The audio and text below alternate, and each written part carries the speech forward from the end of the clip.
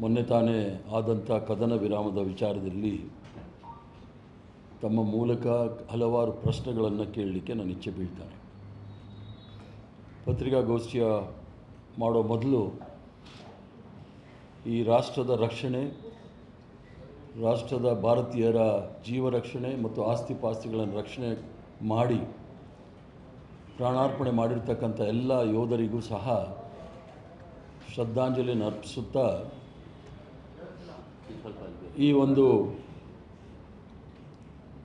ದೇಶಕ್ಕೆ ಹೋಗಿ ತ್ಯಾಗ ಮಾಡಿದಂಥ ಮಹಾನ್ ಚೇತನಗಳಿಗೆ ವೈಯಕ್ತಿಕವಾಗಿ ಪಕ್ಷದ ಪರವಾಗಿ ಶ್ರದ್ಧಾಂಜಲಿಯನ್ನು ಅರ್ಪಿಸುತ್ತಾ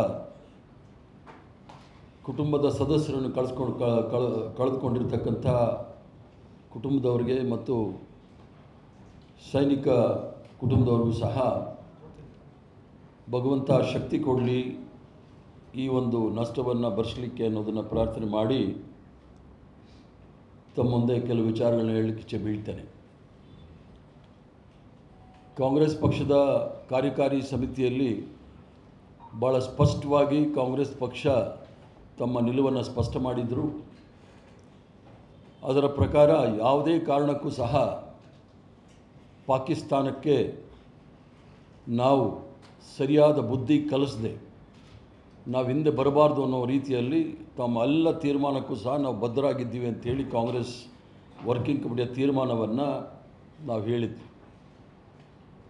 ಆದ್ರೂ ಸಹ 10 ದಿವಸಗಳ ಕಾಲ ಏಪ್ರಿಲ್ 22ನೇ ತಾರೀಕು ಪಹಲ್ಗಾಮ್ ಆದ ನಂತರ 10 ದಿವಸಗಳ ಕಾಲ ಕಾರ್ಯಾಚರಣೆ ಏನಾಯಿತು ಅಂತೇಳಿ ಯಾರಿಗೂ ಸಹ ಗೊತ್ತಿಲ್ಲ. ಬಂದಂಥ ಭಯೋತ್ಪಾದಕರು ಎಲ್ಲಿ ಹೋದ್ರು ಅಂತೂ ಸಹ ಯಾರಿಗೂ ಸಹ ಗೊತ್ತಾಗಿಲ್ಲ.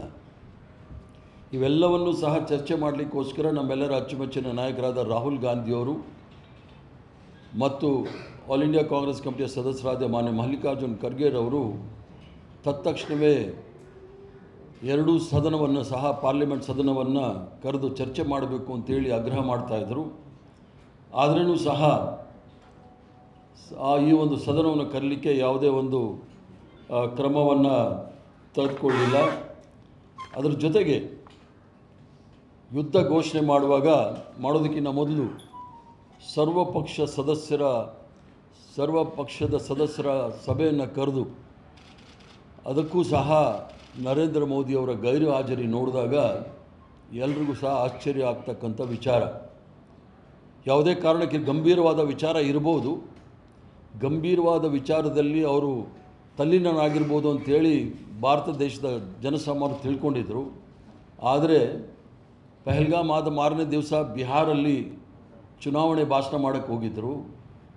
ತದನಂತರ ಬಾಲಿವುಡ್ಡಲ್ಲಿ ಯಾವುದೋ ಕಾರ್ಯಕ್ರಮದಲ್ಲಿ ಭಾಗವಹಿಸ್ಲಿಕ್ಕೆ ಹೋಗಿದ್ದರು. ಕೇರಳದಲ್ಲಿ ಕಾರ್ಯಕ್ರಮ ಭಾಗವಹಿಸಿದರು. ಇವೆಲ್ಲ ನೋಡಿದಾಗ ಎಷ್ಟು ಗಂಭೀರವಾಗಿ ತೆಗೆದುಕೊಂಡಿದ್ದಾರೆ ಪ್ರಧಾನಮಂತ್ರಿಗಳು ಅನ್ನೋದು ಸಹ ಗೊತ್ತಾಗುತ್ತೆ. ಈಗಲೂ ಸಹ